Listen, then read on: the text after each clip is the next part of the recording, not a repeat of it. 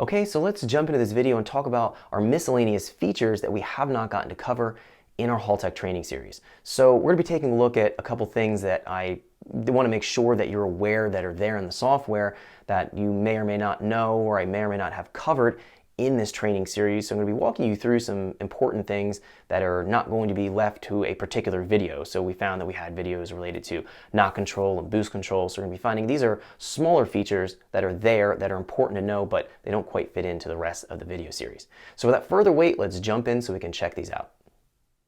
All right, so let's get started here. We're going to be taking a look at miscellaneous things that we have not gotten to cover in all of the other training videos. So there's going to be a whole bunch of things that we're going to be finding in this video that don't necessarily fit together, but I'm going to be pointing some things out just so that we have covered them before we head into our data logging and then into the live training. So this is going to be wrapping up working with our Haltech ESP software. So I'm going to be just giving you the details that the last couple things that I think you should know and be aware of and how things work.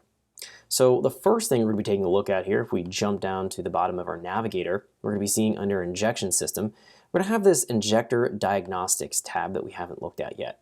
We can see the first choice here is going to be enable injector 90% duty cycle exceed DTC. So if our injector duty cycle, as we can see it's being monitored right here, exceeds 90%, that's going to kick a DTC at us, and it's going to warn us that we're potentially getting to too high of an operation in our duty cycle.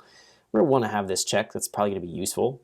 Next, we're defining we have an enable open circuit and enable short circuit DTC for our injectors. So if we potentially have a short or an open circuit, so in case our injector becomes unplugged or a wiring breaks, we're going to be finding that we can kick a DTC, and then we also can take action here. And we learned what these different levels of protection meant in the engine protection video, so we're able to assign a different level of protection depending on if we want to have that option or not.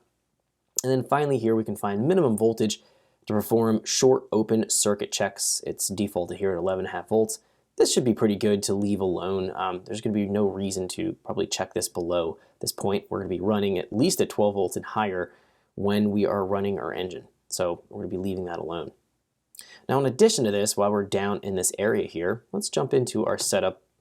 And if we jump into our engine and then into our fuel, we're going to be seeing this enable per injector setup. And we have not clicked on this or talked about it yet, but we're going to be finding when we do this, let's click on it right now, we can see that our injector flow rate and injector dead time dropped out here. Let's click apply and let's click OK, and let's take a look at this. So control F12, let's reboot the ECU. And jumping into our injection system here, we're going to be finding now that we have injectors. And in this situation, we have injector 1, injector 2. Now, if you remember, I went in for